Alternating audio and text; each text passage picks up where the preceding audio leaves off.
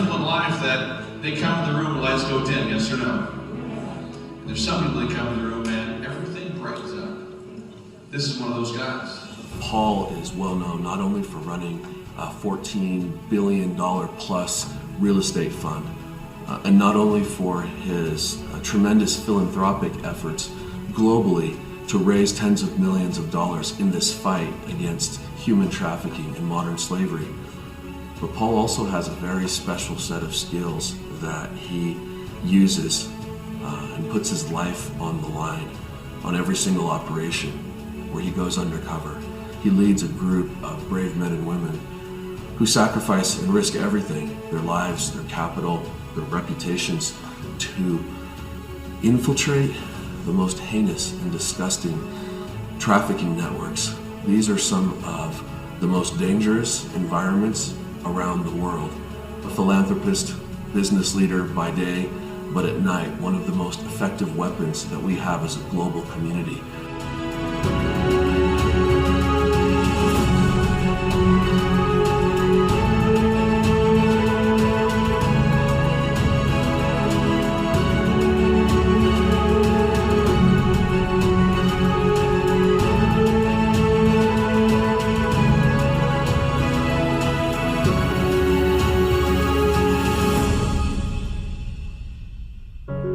Whether your passion is in solving hunger or saving the trees or whatever it is, find something you're passionate about. For me, the truly innocent, there's nothing that every single person of any race, any religion can get behind, like saving children for something this world. So thank you, Tony.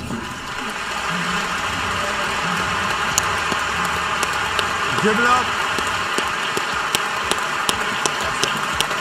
How many of you guys have seen the movie Sound of Freedom?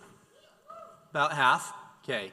I had this beautiful, amazing opportunity about 11 years ago to be a part of something that changed my life, which was that rescue mission in Colombia.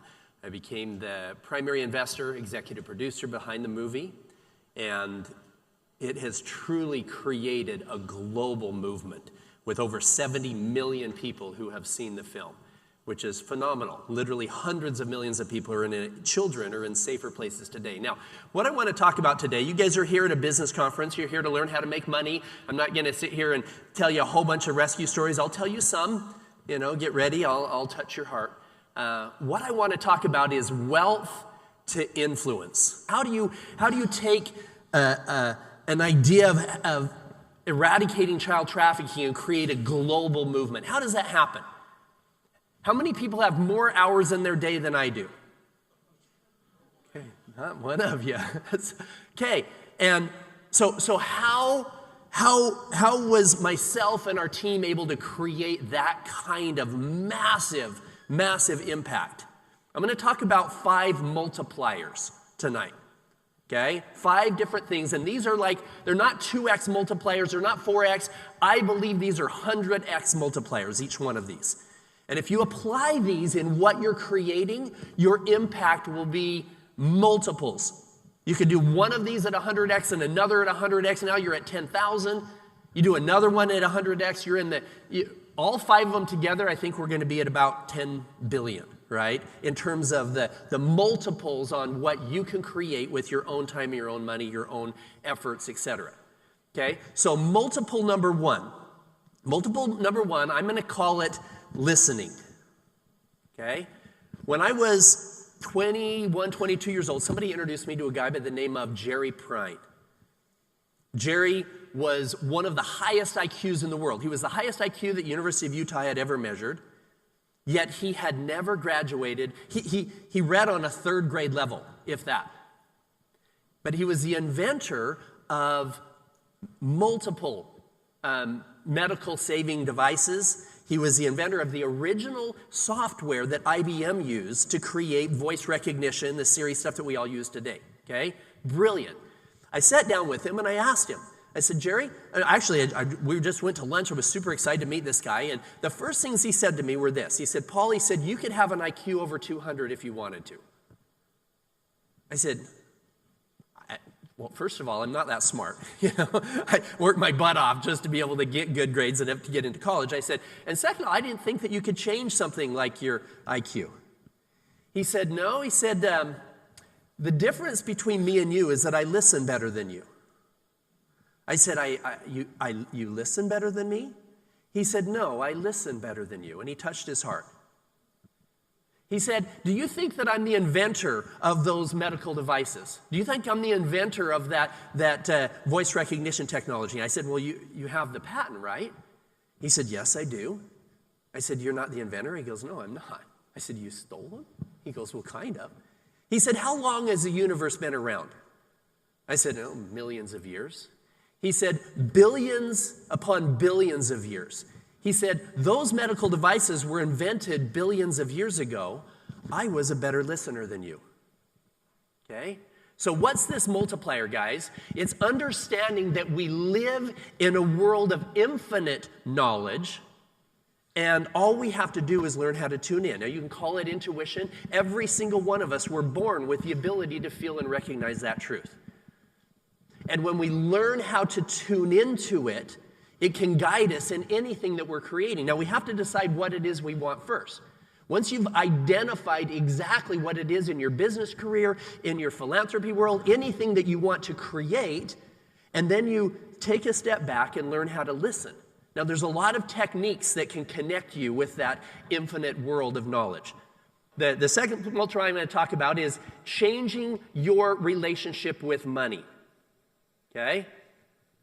You need to change your mindset of the money, and you'll have multiples on what you're creating. If you're just trading time for money for things forever, and you think that we live in a world of scarcity, you think that we live in a world where you put forth an hour and you get an hour of results back, then it's going to limit you to those 24 hours in a day that you have. Okay? By changing your mindset and your relationship with money, you can literally create many, many multiples on the time and the effort that you're putting in. So here's the way to understand it. Most people, I'm going to say it this way, your economics teacher lied to you. Okay? Your economics teacher said that the economics is the division of scarce resources. That's the definition of economics, which is a fallacy. There's enough resources in this world where all of us could have all the food we could ever eat, all of the clothes we could ever wear. The problem is that we think we live in what we call a zero-sum world, okay? Where in order for me to make $10 million, there has to be $10 million that is taken from other people that now don't have it.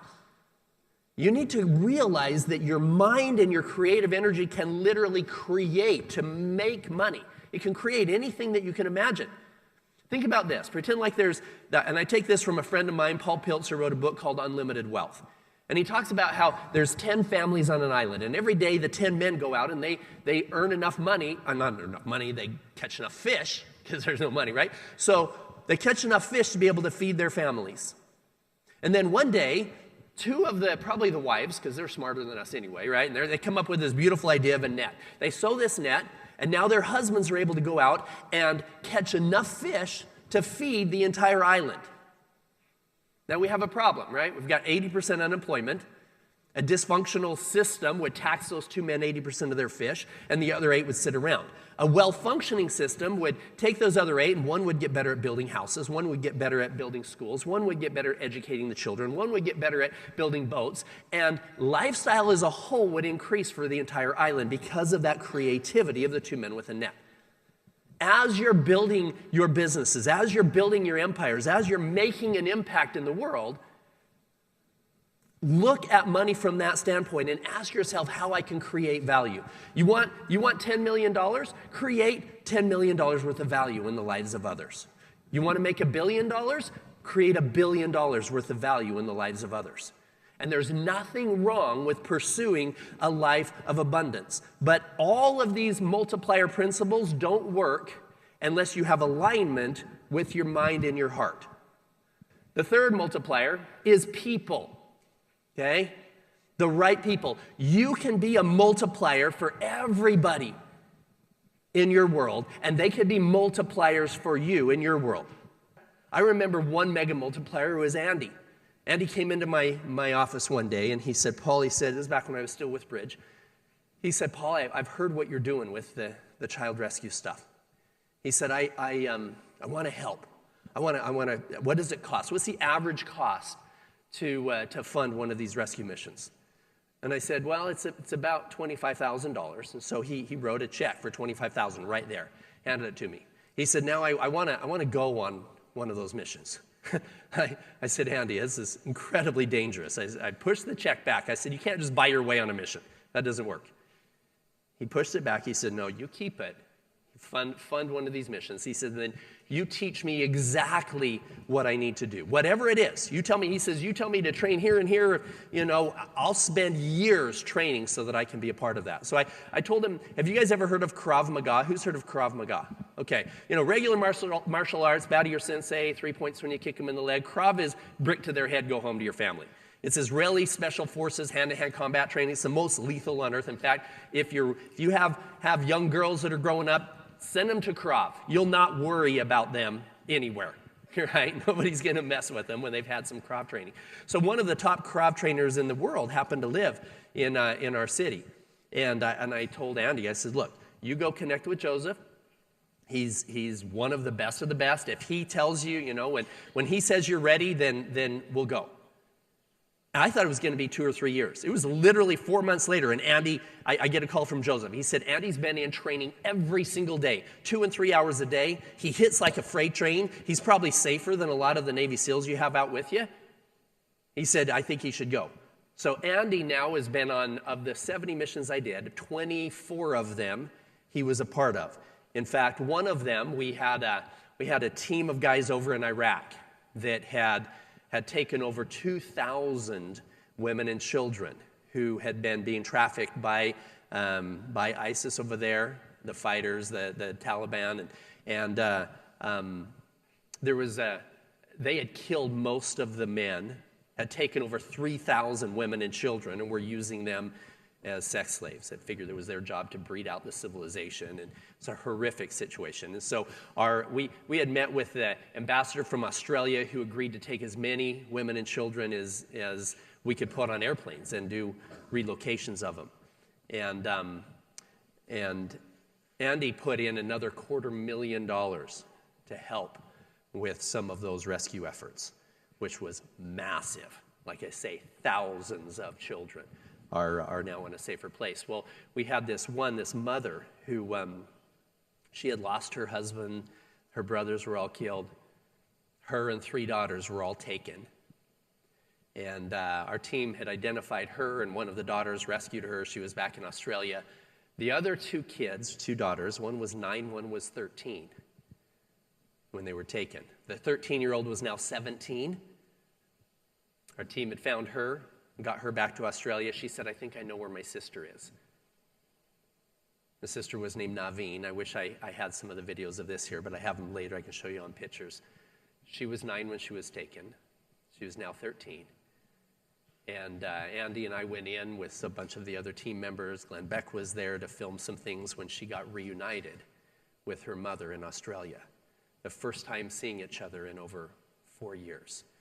The multiple effect of somebody like Andy who has created massive value in his financial world, but then is able to take that and make a massive impact in the world around you. If your goal is to make $100 million a year and you don't have a charity focus as part of it, it will be incredibly unfulfilling in every way. Okay? The 4th mega multiplier is charity. When I was 22 years old, I had a mentor, friend of the family, super wealthy in business. He said, Paul, if you make the decision today to start donating until it hurts, it's going to make a huge difference in your business. I said, what do you mean? He said, well, the average person donates 2% a year of their income to charity. Okay, now I want you to think about what your goals are this year, how much you're planning on earning, and how much have you given away. He said the average person is only 2%. Sadly, the average millionaire is closer to just less than 2%. He said, if you make the decision today that that number is always over 10%, in fact, upwards of 15 to 20%, he said, the windows of heaven will open that there won't even be room enough to receive it in your life. He said, you can call it God, you can call it karma, you can call it the universal law of exchange, call it whatever you want to. There's a higher power very interested in us doing good, and this becomes a mega multiplier of your time and your effort. Mega multiplier. I've got guys that will not invest in a business or a project unless all of the partners that are there have committed to that number of a minimum of 10% going to making a difference in the lives of other people in the world around them. About 7.5 years ago, I got a call from 2 of my operators. Now, this is talking about that fifth multiplier here, okay? Got a call from 2 of my operators, Andy and Jimmy. Andy had done 24 missions with me. Jimmy had done 12 or 13 at the time. And they said, Paul, do you trust us?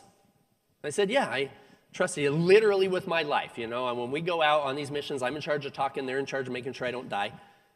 I said, yeah, I trust you with my life. They said, you need to come to this personal transformation event. This is going to be the most transformational thing you've ever done. Now, that's saying something. I've literally...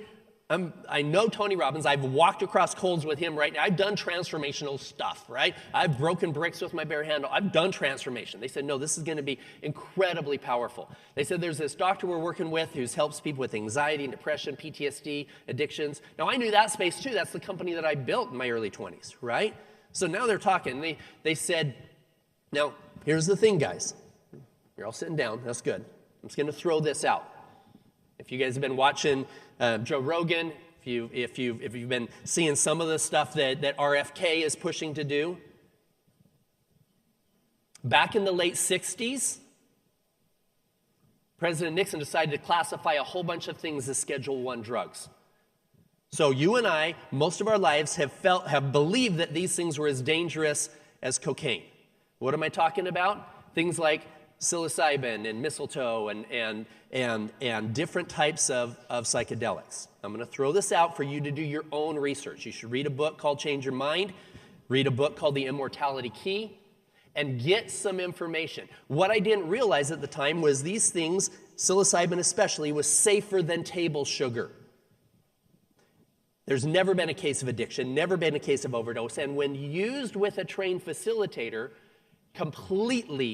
it was the most transformational 24 hours of my life. Why? Because at the time, 10 years ago, I wasn't Paul Hutchinson.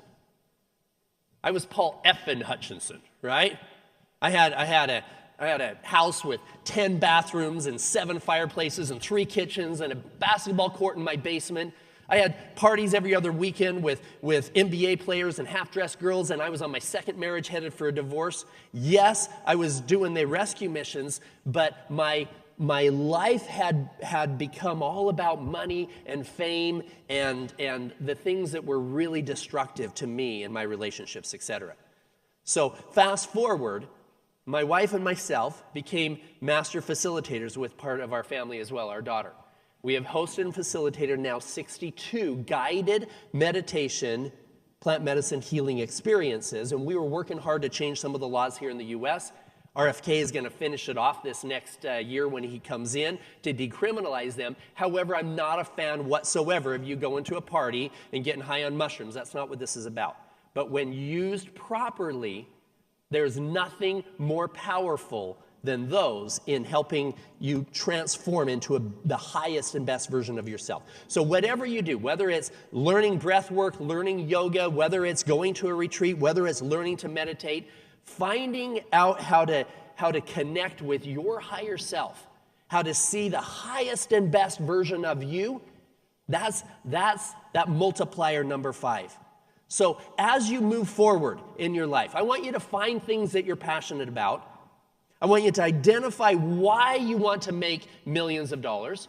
I want you to visualize yourself making a powerful, positive impact in the world. And don't play small. Guys, this isn't about, hey, I'm just going to make it through this next week, this next month, this next year. Every one of you have the ability to take these principles and create a massive, powerful, positive impact in the lives around you. I'm nothing special. Like I said, I'm a University of Utah dropout. But I had some beautiful mentors early on that helped me learn some of these principles, and in doing so, transforming my life to the point where I could step forward from a place of peace, from a place of truth, from a place of integrity, releasing all of those things that don't serve me anymore, so that I can come and lead from a place of the heart. So all 5 of those multipliers, guys, all 5 of them require a heart-mind connection. So as you're leaning into what you're creating and bringing those things in of charity and the right people and changing your view of money and learning how to listen and personal transformation, you, every one of you in this room can create so much good. This isn't about me. This is about you. This is about you looking in the mirror when you go back to your room and saying, who am I? What have I done with my life? And how many lives have been positively influenced because of the fact that I've been here? So my time is up. Incredibly grateful for this time with you all today. Thank you for letting me share.